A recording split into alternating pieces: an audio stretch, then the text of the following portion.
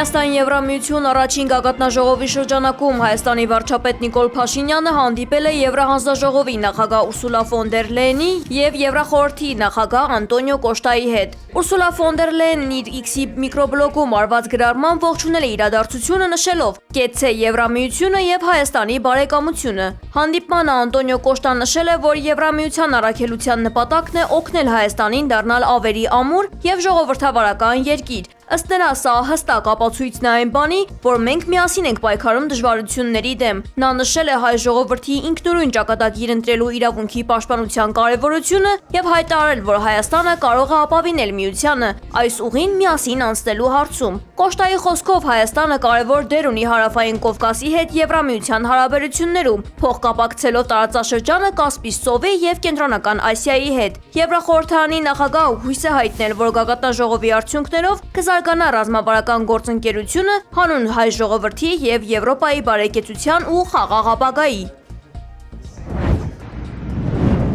Ֆրանսիայի նախագահ Էմանուել Մակրոնին այսօր անհետ կորածների ծնողների անունից նամակ է փոխանցվել։ 44-օրյա պատերազմում անհետ կորած զինծառայողներից մեկի հայրը Լիպարիտ Թովմասյանն անձամբ է նամակը փոխանցել Մակրոնին։ Վաղ առավոտյան Մակրոնը իր անվտանգության աշխատակիցների հետ դուրս էր եկել վազքի Երևանի կենտրոնում։ Շուրջ 50 րոպե տևած վազքից հետո Մակրոնը վերադարձել է հյուրանոց, որտեղ նրան դիմավորել են մի խումբ քաղաքացիներ։ Փոխանցված նամակում ծնողները խնդրում են, որ Մակրոնը բանակցի Ադրբեջանի նախագահ Իլհամ Ալիևի հետ իրենց անհետ կորած որդիների մասին տեղեկություն ստանալու նպատակով։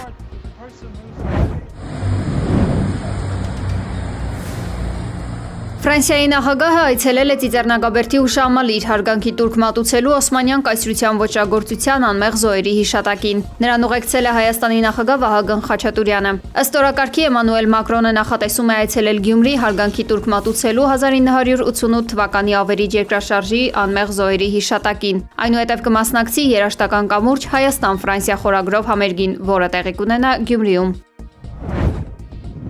Բելարուսը հստակ տարբերակում է եղբայրական հայ ժողովրդին իրենց կարճատես պետական պաշտոնյաներից, հայտարարել է Բելարուսի արտաքին գործերի նախարարության մամուլի քարտուղար Ռուսլան Վարանկովը։ Նրա հայտարարությունը հնչել է ի պատասխան Հայաստանի խորհրդարանի նախագահ Ալեն Սիմոնյանի վերջերս Բելարուսի ինքնուրույն չլինելու մասին արված հայտարարություններին։ Մեջբերում Հայաստանի խորհրդարանի նախագահի հայտարարությունները ոչ այլ ինչ են, քան նախընտրական պոպուլիզմ եւ սեփական ընտրազանգվածին իր ներքին լուրջ խնդիրներից շեղելու հուսահատ փորձ։ Երբ աղքատությունը կտրուկ աճում է, հատելով 40%-ի սահմանը, գործազրկությունն աճում է, իսկ շրջանները լճանում են, ամենահեշտն արտաքին թշնամի նշանակնելն ու վիրավորական պիտակներ օգտագործելն է։ Նման ցինիկ մոտեցումը ցավալի է, նշել է Վարանկովը։ Նրա խոսքով Բելարուսը ինքնիշխան պետություն է, որն ինքնուրույն է որոշում Ռուսաստանի հետ իր դաշնակցային հարաբերությունների ձևաչափը։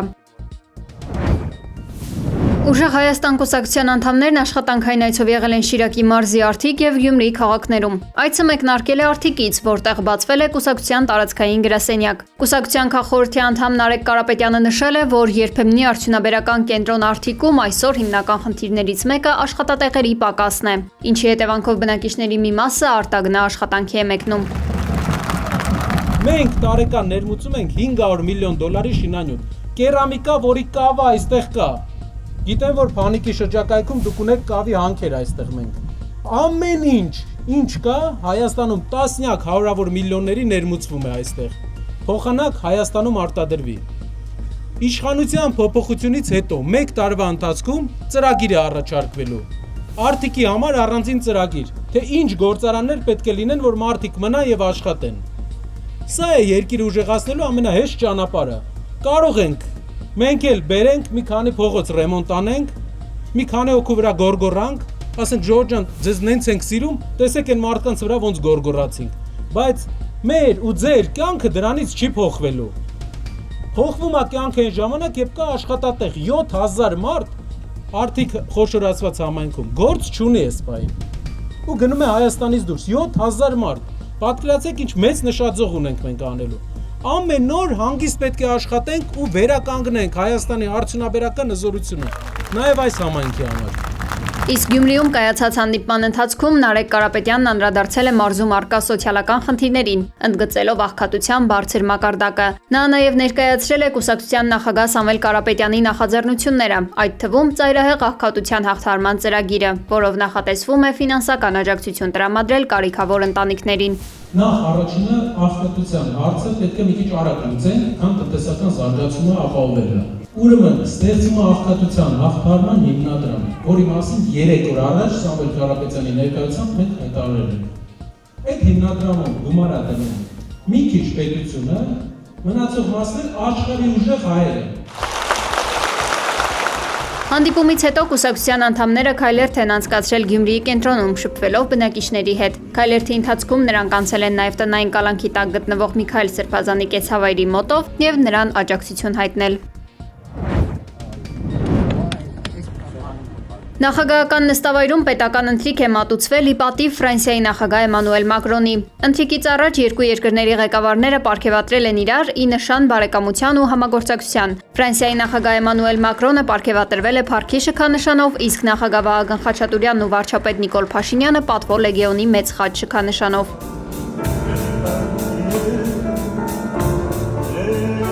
Ընթրիքի ընթացքում Մակրոնը կատարել է ֆրանսահայ շանսոնիե Շարլ Ազնավուրի «Լա Բոհեմ» երգը, Նիկոլ Փաշինյանն էլ նվագակցել է։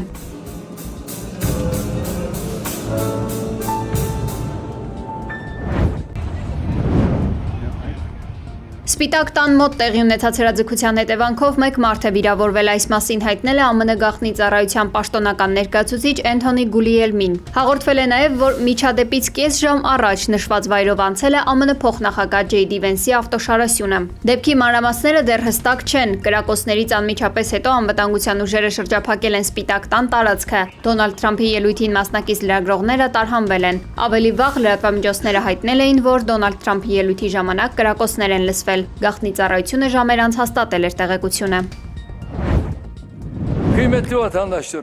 Այժմ պետք է հասկանալ, որ Եվրամիությունը առանց Թուրքիայի, որպես լիիրավ անդամի, չի դառնա գլոբալ խաղացող կամ գրավչության կենտրոն, հայտարարել է Թուրքիայի նախագահ Ռեջեփ Էրդողանը։ Նրա խոսքով Եվրոպան չպետք է մոռանա, որ ոչ Թուրքիան, ոչ աշխարհը այլևս առաջվանը չեն, որ սահմանափակված էին արևմտյան պետությունների ազդեցությամբ։ Այսօր Եվրոպան ավելի շատ ունի Թուրքիայի կարիքը, քան Թուրքիան Եվրոպայինը, շեշտել է Էրդողանը։ Չինաստանում հրավառության նյութեր արտադրող գործարաններից մեկում տեղի է ունեցել հզոր պայթյուն։ Դեպքի հետևանքով զոհերի թիվը հասել է 21-ի։ 61 մարդ ստացել է տարբեր աստիճանի վնասվածքներ։ Համացանցում արդեն հրապարակվել են աղետի պահը ֆիքսած կադրերը։ Միջադեպին հաջորդել են մասշտաբային ավերածություններ։